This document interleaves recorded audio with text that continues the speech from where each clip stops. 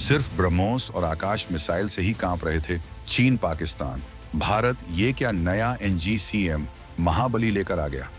Missile और drone का ऐसा खतरनाक हाइब्रिड अवतार देख पेंटागन भी हैरान। 2025 में भारत ने बदल दी युद्ध की पूरी परिभाषा। बिना धमाके के दुश्मन के घर में घुसकर पहले करेगा उसकी रेखी और फिर अचानक बरपाएगा कहर। DRDO का ये साइलेंट किलर तैयार। आज हम जिस हथियार की बात करने जा रहे हैं वो सिर्फ बारूद का ढेर नहीं है, बल्कि आर्टिफिशियल इंटेलिजेंस और भारतीय दिमाग का वो नायाब नमूना है जिसने मॉडर्न वॉरफेयर की किताबों को फाड़कर फेंक दिया है। अब तक दुनिया ने सिर्फ वो मिसाइलें देखी थीं जो लॉन्च बटन दबते ही सीधे अपने टारगेट पर जाकर फट जाती थीं। एक बार तीर कमान से निकला तो वापस नहीं आता, यही कहावत थी ना। लेकिन भारत के वैज्ञानिकों ने इस कहावत को ही बदल दिया है। पहाड़ों की कंधराओं में छिपे चीनी ठिकानों का अब नहीं बचेगा नामो निशान। एक इशारे पर आसमान में यू टर्न लेने वाला ब्रह्मास्त्र लॉन्च। चीन की एंटी-एक्सेस स्ट्रेटजी की धज्जियां उड़ाने आया भारत का नया हंटर। हिंद महासागर से लेकर हिमालय तक गूंजी हुंकार। DRDO की गुप्त लैब्स में एक ऐसे प्रोजेक्ट पर काम पूरा हो चुका है जो न तो पूरी तरह मिसाइल है और न ही पूरी तरह ड्रोन। ये एक ऐसा शिकारी है जो आसमान में जाकर अपने शिकार को ढूंढता है। अगर शिकार छिप गया है तो ये हवा में ही मंडराता रहता है, उसका इंतजार करता है, और जैसे ही दुश्मन का सिर बाहर निकलता है ये ऊपर से झपट्टा मारकर उसका खेल खत्म कर देता है। दुश्मन सोचता रह जाता है कि हमला हुआ कहां से। 2025 के इस दौर में जब चीन अपनी S-400 जैसी एयर डिफेंस बैटरियों पर इतरा रहा था, भारत ने एक ऐसा एंटीडोट तैयार कर लिया है जो इन रडारों को चकमा नहीं देगा बल्कि उनके ऊपर जाकर बैठ जाएगा। सवाल है कि आखिर क्या है भारत के वैज्ञानिकों की बनाई गई ये नई टेक्नोलॉजी। क्या ये क्रूज मिसाइल है या कोई सुसाइड ड्रोन, और क्यों इसे देखकर दुनिया के बड़े बड़े डिफेंस एक्सपर्ट्स अपना माथा पकड़कर बैठ गए हैं। क्या भारत अब मिसाइल टेक्नोलॉजी में रूस और अमेरिका से भी एक कदम आगे निकल चुका है। हम आपको बताएंगे इस गेम चेंजिंग हथियार की पूरी कहानी, तो बने रहिएगा वीडियो पर। और इस संबंध में आपके जो भी विचार हों कमेंट में लिखकर जरूर बताइएगा। तो चलिए सस्पेंस के इस पर्दे को उठाते हैं और समझते हैं भारत की इस नई ताकत की एनाटॉमी को। दोस्तों, जिस प्रोजेक्ट ने रक्षा गलियारों में खलबली मचा रखी है वो है DRDO द्वारा विकसित की जा रही नेक्स्ट जनरेशन क्रूज मिसाइल, लेकिन एक बहुत ही खास ट्विस्ट के साथ, और वो ट्विस्ट है लॉइटरिंग म्यूनिशन कैपेबिलिटी। अब आप कहेंगे कि भाई ये भारी भरकम शब्द क्या है। आसान भाषा में समझाता हूं। मान लीजिए एक स्नाइपर है जो दुश्मन के घर के बाहर पेड़ पर बैठकर घंटों इंतजार करता है कि कब वो बाहर निकले और कब ट्रिगर दबाया जाए। ठीक यही काम अब भारत की ये नई मिसाइल करेगी। आम क्रूज मिसाइलें दागो और भूल जाओ पर काम करती हैं, यानी टारगेट लॉक किया, बटन दबाया और बूम। लेकिन अगर टारगेट चलता फिरता हो, अगर टारगेट कोई टैंक हो जो अपनी जगह बदल रहा हो, या कोई ऐसा रडार हो जो खतरा देखते ही बंद हो जाए, वहां पुरानी मिसाइलें फेल हो जाती हैं। यही एंट्री होती है भारत के इस नए बाहुबली की। ये नई मिसाइल लॉन्च होने के बाद सीधे टारगेट पर नहीं गिरेगी। ये टारगेट एरिया के ऊपर जाकर लॉइटर करेगी, यानी मंडराएगी। इसके अंदर लगे हाईटेक कैमरे और सेंसर्स नीचे की एक एक हरकत को स्कैन करेंगे। ये अपने कंट्रोल रूम में बैठे पायलट को लाइव वीडियो भेजेगी।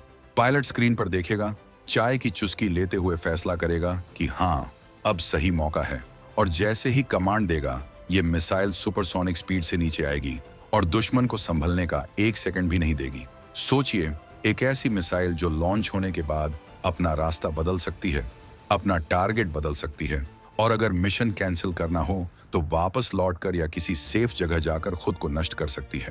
इसे तकनीकी भाषा में man in the loop system कहते हैं।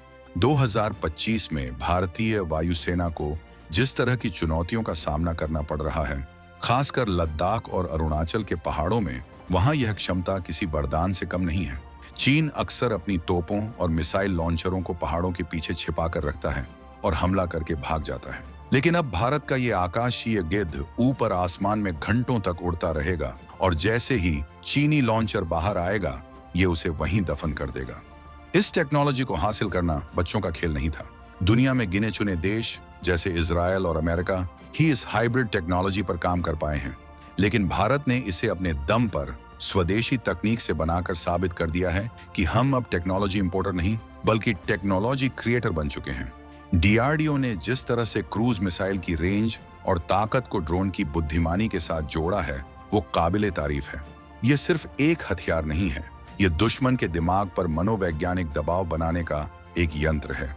जब दुश्मन को पता ही नहीं होगा कि आसमान में उड़ रही चीज सिर्फ देख रही है या अभी गिरने वाली है, तो उसका आधा मनोबल वहीं टूट जाएगा। अब जरा इस हथियार की तुलना अपने पड़ोसियों की कबाड़ टेक्नोलॉजी से भी कर लेते हैं। पाकिस्तान अभी भी तुर्की और चीन से उधार मांगे हुए ड्रोन्स पर निर्भर है, जिनकी रेंज और पेलोड क्षमता, बम ले जाने की ताकत बहुत सीमित है। वहीं चीन के पास जो तथाकथित एडवांस्ड सिस्टम है, वो मैदानी इलाकों के लिए तो ठीक हो सकते हैं, लेकिन हिमालय की चोटियों पर उनकी सांस फूल जाती है। भारत की यह नई क्रूज मिसाइल उन कमियों को पूरी तरह खत्म कर देती है। सामान्य लॉइटरिंग म्यूनिशन, या जिसे हम कामिकाज ड्रोन कहते हैं, वो छोटे होते हैं और बहुत कम विस्फोटक ले जा सकते हैं। उनसे आप एक जीप या रडार तो उड़ा सकते हैं, लेकिन एक पूरा बनकर या कमांड सेंटर नहीं। लेकिन डीआरडीओ का यह प्रोजेक्ट क्रूज मिसाइल की श्रेणी का है। इसका मतलब है कि यह अपने साथ कई 100 किलो का वॉरहेड लेकर उड़ेगा। जब यह गिरेगा तो वहां सिर्फ गड्ढा नहीं होगा, बल्कि पूरा का पूरा मिलिट्री बेस राख के ढेर में बदल जाएगा। इसके अलावा सबसे बड़ा गेम चेंजर है इसकी रेंज और इंजन। खबरों के मुताबिक इसमें भारत का अपना बनाया हुआ माणिक टर्बोफैन इंजन इस्तेमाल हो रहा है। यह वही छोटा लेकिन पावरफुल इंजन है जिसने निर्भय मिसाइल को सफलता दिलाई थी। इस इंजन की बदौलत यह मिसाइल लंबी दूरी तक, सैकड़ों किलोमीटर अंदर दुश्मन की सीमा में घुसकर घंटों तक उड़ सकती है। चीन ने तिब्बत में जो अपना एयर डिफेंस का जाल बिछाया है, जिसे वो anti access area denial A2AD कहता है, ये मिसाइल उसकी काट है। होता क्या है कि जब हमारे फाइटर जेट्स हमला करने जाते हैं तो उन्हें दुश्मन के रडार और मिसाइलों का खतरा होता है, लेकिन अब भारतीय वायुसेना के सुखोई 30M के आई या राफेल जेट्स सुरक्षित दूरी से अपनी सीमा के अंदर से ही इन मिसाइलों को लॉन्च कर देंगे। ये मिसाइलें दुश्मन के इलाके में घुसेंगी, उनके रडार स्टेशनों, जो इनकी आंखें हैं, को ढूंढेंगी और उन्हें फोड़ देंगी। एक बार दुश्मन अंधा हो गया, उसके बाद हमारे फाइटर जेट्स अंदर जाकर तबाही मचा सकते हैं। इस रणनीति को SEAD, suppression of enemy air defences कहते हैं, और भारत की यह नई मिसाइल इसी काम की सबसे बड़ी उस्ताद बनने वाली है। एक और पहलू है कॉस्ट इफेक्टिवनेस का। युद्ध सिर्फ ताकत से नहीं, पैसे से भी लड़े जाते हैं। अगर आप एक हजार रुपए के टेंट को उड़ाने के लिए 5 करोड़ की मिसाइल मारते हैं, तो आप वैसे ही जंग हार रहे हैं। लेकिन यह नई मिसाइल स्मार्ट है। इसके कैमरे ऑपरेटर को दिखाएंगे कि नीचे क्या है। अगर ऑपरेटर को लगता है कि टारगेट बहुत छोटा है या वहां कोई महत्वपूर्ण चीज नहीं है, तो वो हमला रोक सकता है और किसी बड़े शिकार जैसे ईंधन के डिपो या गोला बारूद के भंडार को ढूंढ सकता है। यह टारगेट सिलेक्शन की क्षमता भारत के रक्षा बजट को भी बचाएगी और दुश्मन को ज्यादा से ज्यादा नुकसान भी पहुंचाएगी। जब यह सिस्टम पूरी तरह ऑपरेशनल होकर हमारी एयरफोर्स के बेड़े में शामिल होगा, तो हिंद महासागर में गश्त लगा रहे चीनी जहाजों के लिए भी यह काल बन जाएगा। यह मिसाइल न सिर्फ जमीन पर, बल्कि समंदर में चलते हुए जहाजों पर भी सटीक निशाना साधने में सक्षम होगी। दोस्तों, तस्वीर अब बिल्कुल साफ हो चुकी है। यह प्रोजेक्ट सिर्फ एक मिसाइल नहीं है, यह भारत की आत्मनिर्भरता की दहाड़ है जो दुनिया को सुनाई दे रही है। एक समय था जब हमें अपनी सुरक्षा के लिए दूसरे देशों के सामने हाथ फैलाने पड़ते थे, उनकी शर्तें माननी पड़ती थीं। वे हमें वही टेक्नोलॉजी देते थे जो आउटडेटेड हो चुकी होती थी। लेकिन आज डीआरडीओ वो टेक्नोलॉजी बना रहा है जो दुनिया के कई विकसित देशों के पास भी नहीं है। यह next generation cruise missile NGCM Bharat को एलीट देशों के उस ग्रुप में खड़ा कर देगी जो अपनी शर्तों पर युद्ध लड़ना जानते हैं। सोचिए उस मंजर के बारे में जब भारतीय वायुसेना के सुखोई विमानों का एक स्क्वाड्रन हवा में होगा और उनके पंखों के नीचे ये घातक मिसाइलें लगी होंगी। दुश्मन के खेमे में जो खौफ होगा वो किसी भी परमाणु बम से कम नहीं होगा। यह खौफ ही डिटरेंस है, यानी दुश्मन को हमला करने से पहले 100 बार सोचने पर मजबूर कर देना। 2025 तक भारत का डिफेंस इकोसिस्टम पूरी तरह बदल चुका है। हम अब सिर्फ बचाव की मुद्रा में नहीं हैं, हम आक्रामक हैं, हम निडर हैं। चाहे वो बॉर्डर पर बुनियादी ढांचे का विकास हो या फिर ऐसे स्मार्ट हथियारों की तैनाती, संदेश एकदम स्पष्ट है, अगर छेड़ोगे तो छोड़ेंगे नहीं। और सबसे बड़ी बात, इस पूरी टेक्नोलॉजी का सोर्स कोड भारत के पास है। इसका मतलब है कि युद्ध के नाजुक मौके पर कोई भी देश इसे रिमोट से बंद नहीं कर सकता, कोई हमें स्पेयर पार्ट्स के लिए ब्लैकमेल नहीं कर सकता। ये 100% मेड इन इंडिया है, 100% भारत का अपना है। ये ताकत है नए भारत की, जो अपनी सीमाओं की सुरक्षा के लिए किसी भी हद तक जा सकता है। तो दोस्तों, ये थी कहानी भारत के उस नए ब्रह्मास्त्र की, जो हवा में रुककर दुश्मन की आंखों में आंखें डालकर उसका खेल खत्म करने वाला है।